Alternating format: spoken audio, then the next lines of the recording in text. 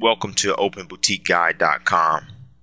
We're the internet's premier source for starting your own boutique. Here I'm going to go through a few of the benefits and features of our guide, what separates us from the competition, why purchase our guide, why not purchase our guide, things such as that.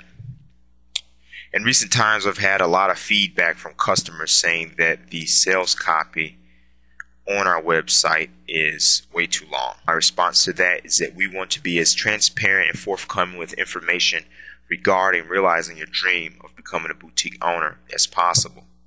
So by customer request, I am putting together this informative video to kind of let you know some of our features and benefits, what to look for in our guide, and also what our guide does not include.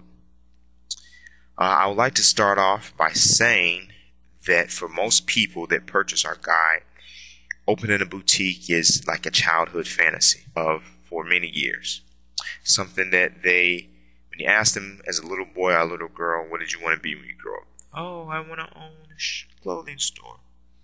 Or, oh, I want to own a clothing store. And it varies. A lot of things consist of boutiques. It's not only female clothing. It's not only a high-end shop.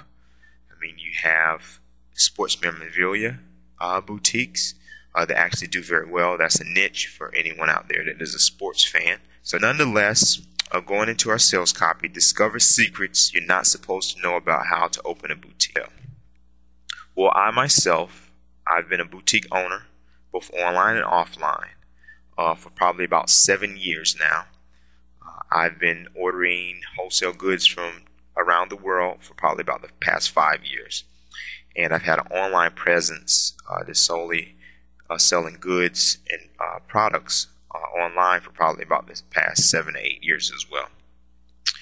And over those 8 years of experience, by no means am I an expert, but I will tell you this, Twisters, I've learned a ton about opening a boutique and starting a successful clothing business.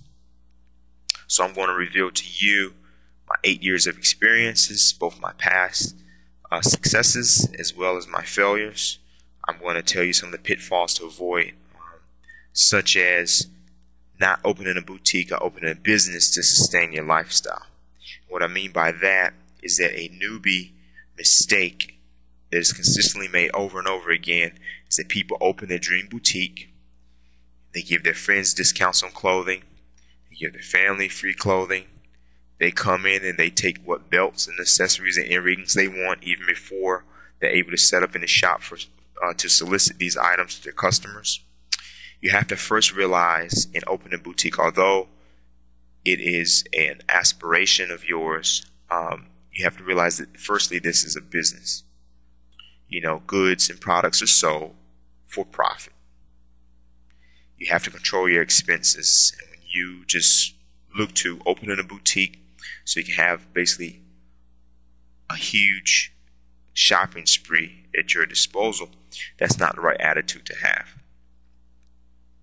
We have a few interviews with several successful boutique owners in our local area. For this guide, I was actually living in Miami, Florida. Had the opportunity to talk to several, both successful and mildly successful boutique owners. I was actually brought in as a consultant on a men's boutique based in South Beach. For all who are familiar, South Beach is kind of like the hotbed, the super hip and trendy area of Miami. A lot of kind of high-end boutiques are located there. This particular client was highly ranked. Was actually ranked top 150 men's boutiques in the world by Men's Vogue magazine. They also, I believe, were ranked by GQ magazine. That I'm not quite sure. I believe the second publication was GQ, but nonetheless, I'm firmly sure that they were ranked by Men's Vogue. The issue there was that the business was basically being run as not only a personal piggy bank, but the business was being run as a personal closet.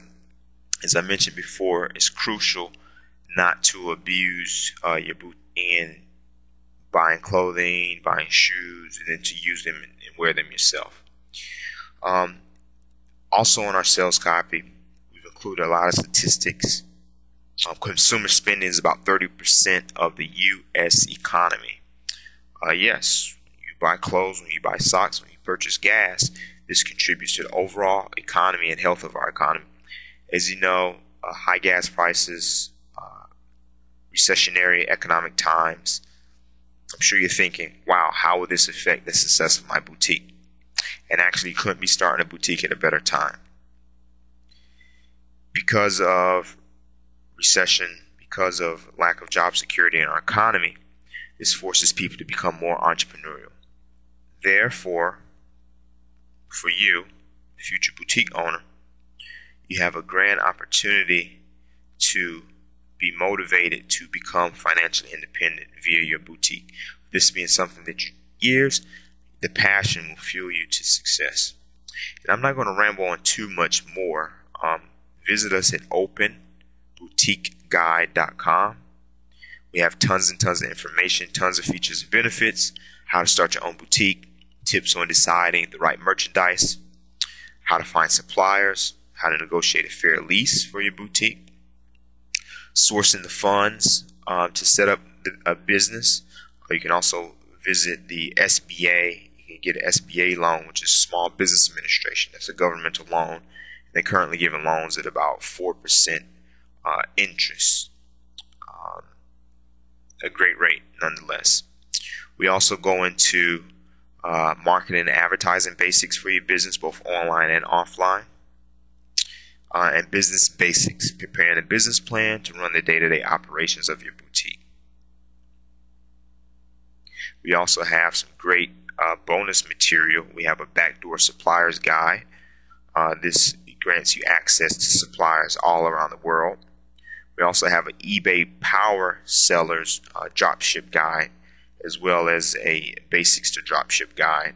As many of you may be familiar, dropshipping is a strategy where your wholesale supplier also mails their product to your customer. So you're basically stuck with no inventory. You're just basically stuck with the responsibility of accessing clients. Also, we have Dream Killers. Here, Dream Killers is anything robbing you of realizing your dream of becoming a boutique owner. Do I have enough money to start a boutique? Don't I need like $100,000? How do I rent space for my boutique? Where do I find wholesale items for my boutique? What business legal structure do I use? Should I incorporate or should I form an LLC for my boutique? Will I lose all of my money with trying to start a boutique? I'm not a good writer. How the heck do I put together a business plan for my boutique? Do I have to quit my job in order to run a successful boutique? Can I open a boutique part-time? How do I prevent people from stealing from my boutique? Do any of these questions sound familiar? They definitely sound very familiar to me when I got involved in the business about 7 years ago. And as I mentioned, I extend my experiences to you. I extend my Dream Killer antidotes to you as well. So if any of these are things or items that are concerning you about being a boutique owner, you definitely want to invest in our guide, which currently sells for $24.95. But take it as an investment in your future. Here we have a basic table of contents of what to expect with our various chapters. And the benefits and the features go on and on and on. Here's some of our bonus materials. If you want more information, feel free to email me and or go to our website, openboutiqueguide.com. Step-by-step guide on how to start and run a successful clothing boutique. Thank you. Bye.